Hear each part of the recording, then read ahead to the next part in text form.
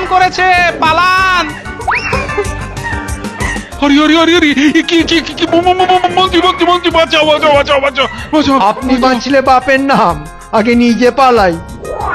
ও বাবা, এখন কি হবে?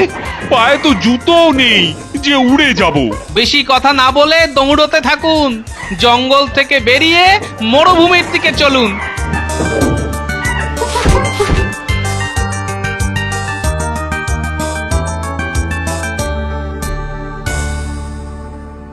ও ওরে বাবা, চারিদিকে তো ধু ধু মরুভূমি।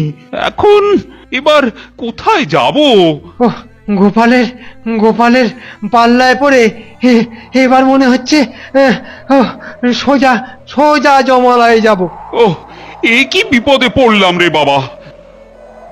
বিপদ একটা আসছে বটে। হ্যাঁ, এখনো আসেনি, আরো আসছে।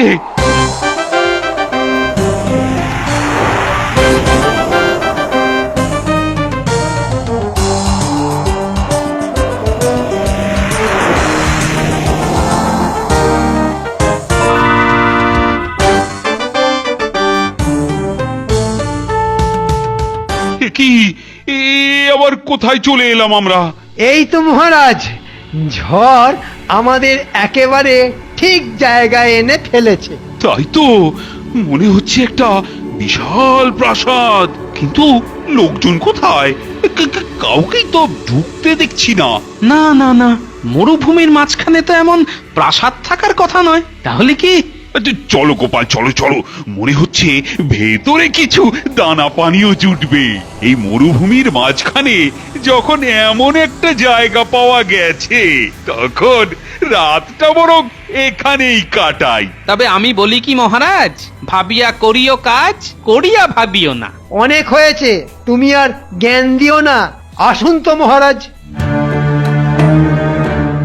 যাচ্ছেন যান মহারাজ, তবে চোখ কান একটু খোলা রেখে ঢুকবেন। আমি যখন আছি তখন আপনার কোনো ভয় নেই। আসুন, একেবারে বুক চিতিয়ে ঢুকবো। যাচ্ছ যাও, কোথায় কি বিপদ লুকিয়ে আছে কে জানে। বিপদে পড়লে ওই ঢুকবে বাঘের মতো আর বেরোবে ইঁদুরের মতো। যাও যাও।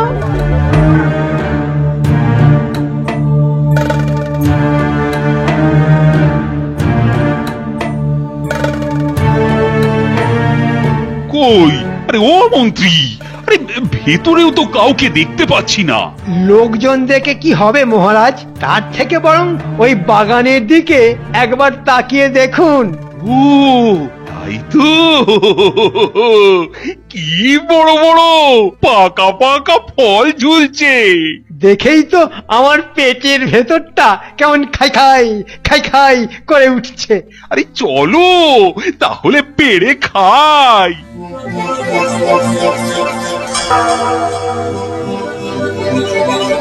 শুধু ফলটাই দেখলেন মহারাজ, আর ওদিকে হাড়ের পাহাড়টা দেখলেন না? এই রে, হ্যাঁ তাই তো, না মানে ওটা তো খেয়াল করিনি। ধুর, ছাড়ুন তো, সব কাজে পিছু ডাকা গোপালের স্বভাব। কিন্তু ওই হাড়গুলো, কবে কে মরে গিয়ে কঙ্কাল হয়ে গেছে, গোপাল তাই দেখে শুধু শুধু ভয় পাচ্ছে। না ভয়ের কি আছে? মানে ভয়কেই তো আমাদের জয় করতে হবে। মাটিটা কেমন যেন কেঁপে কেঁপে উঠছে, আর তার সঙ্গে বোটকা একটা গন্ধ। ও আহ কি মিষ্টি ফল, খাসা খেতে কিন্তু। রস যেন চুইয়ে চুইয়ে পড়ছে। গতিক ভালো নয় মহারাজ, চলে আসুন, এক্ষুনি পালিয়ে আসুন মহারাজ।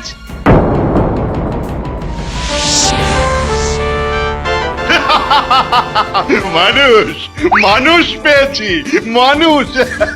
ওরে বাঁচা রে গোপাল, বাঁচাও। মারবো মারবো, দুটোকেই মারবো, দুটোকেই মারবো। তবে আজ নয়, আজ আমার পেটটা ভর্তি আছে। আমরা তো কিছুই জানতাম না, আমাদের ছেড়ে দাও, বাঁচাও গোপাল, ও গোপাল। এই নাক মুলছি, এই কান মুলছি, আর কোনোদিন এ মুখ হব না। এবারের মতো ছেড়ে দাও। কালকেই তোদের দুজনকে জ্যান্ত খাবারে মচমচ করে চিবিয়ে খাবো। কিন্তু আমি থাকতে তো সেটা কিছুতেই হবে না দাদা। না না, যা করার এক্ষুনি করতে হবে।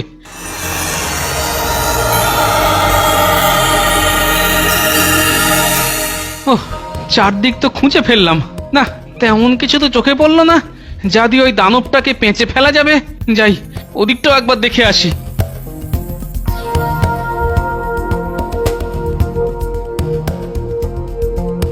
ওরে বাবা, এ তো দেখছি একটা বিরাট বড় ইঁদারা, আর দেখে তো বেশ গভীরও মনে হচ্ছে। হ্যাঁ? না সে না হয় হলো, কিন্তু তারপর কি হবে? পালানোর রাস্তাটাও যে এই ফাঁকে দেখে রাখতে হবে। আরে আরে, ওই ছুঁচোগুলো মনে হচ্ছে এবার আমার চোখ খুলে দিল। হ্যাঁ, কথায় বলে বটে, যেখানে দেখিবে ছাই উড়াইয়া দেখো তাই, পাইলেও পাইতে পারো অমূল্য রতন। এ কি আজব প্রাণী গো! মনে হচ্ছে আমরা দানব পিঁপড়েদের রাজ্যে ঢুকে পড়েছি। আমাদের একটা অন্য পথ ধরতে হবে। ওই পথ ধরার আগেই ওরাই আমাদের ধরে গিলে খাবে।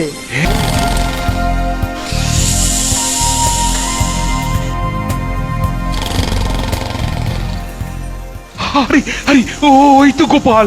আরে ওখানে দাঁড়িয়ে না থেকে কিছু একটা করো। কিচ্ছু করবে না মহারাজ, ওটা বেঈমান। দেখছেন না বেটা দাঁড়িয়ে দাঁড়িয়ে কেমন মজা দেখছে।